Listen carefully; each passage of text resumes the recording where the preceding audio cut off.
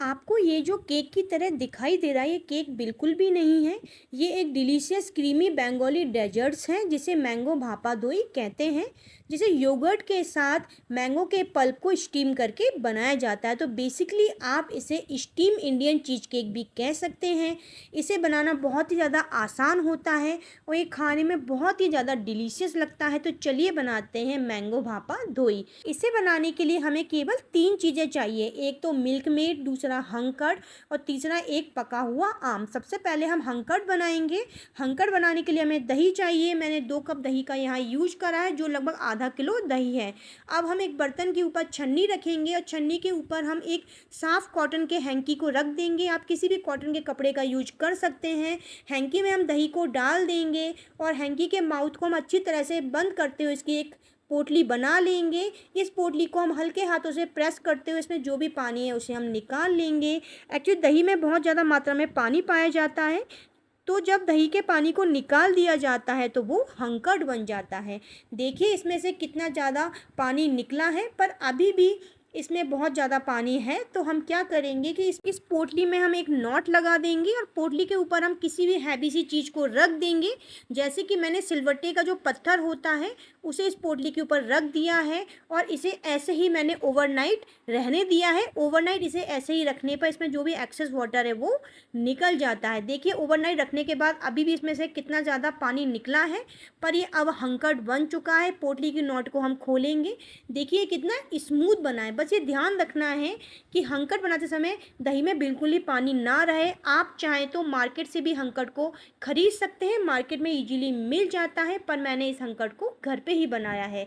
अब हम एक मीडियम साइज का आम लेंगे। इसे मैंने अच्छी तरह से धो लिया है। इसके बाद इसे हमें पीलर से पील करना है और इसके छिलके को निकाल देना है।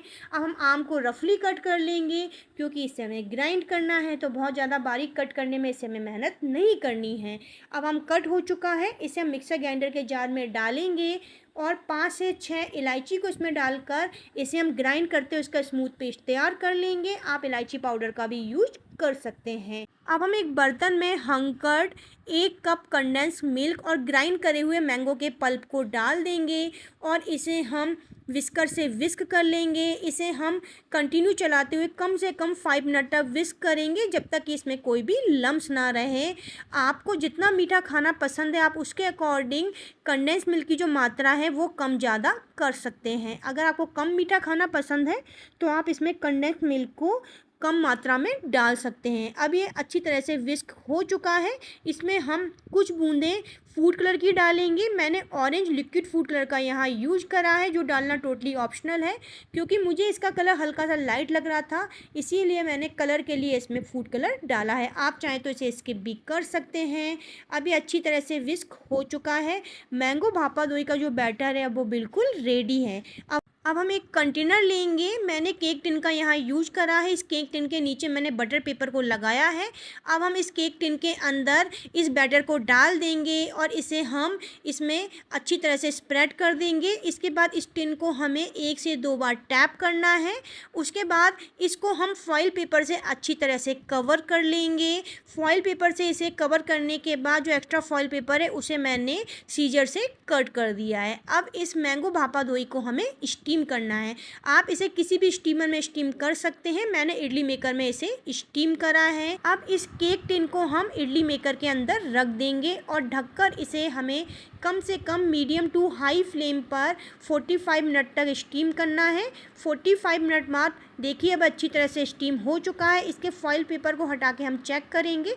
इसके अंदर मैंने चॉपस्टिक डाल के देखा है, अगर ये चॉपस्टिक में चिपक नहीं रहा है तो बहुत अच्छी तरह से स्टीम हो गया है। अब इसे हम 4 से 5 घंटे तक फ्रिज में ठंडा होने रख देंगे। 4 से 5 घंटे बाद देखिए अब अच्छी तरह से ठंडा हो चुका है। केक टिन के लॉक को हम ओपन करेंगे और इसे हम इससे बाहर निकाल लेंगे। ये बहुत इजीली इससे बाहर आ जाता है, ये बिल्कुल भी इसमें नहीं चिपकता है। इसे अब हम प्लेट में रख देंगे और इसके ऊपर जो हमने बटर पेपर लगाया है उसे इसमें से निकाल लेंगे। देखिए कितनी अच्छी तरह से स्टीम हुआ है, बिल्कुल केक की तरह लग रहा है। अब हम इस मैंगो भापा दोई को गार्निश करेंगे, जिसके लिए मैंने इसके ऊपर चॉप्ड करे हुए मैंगो और बारीक कट करे हुए बादाम डाले हैं। आप अपनी पसंद के किसी भी नट से इसे गार्निश कर सकते हैं।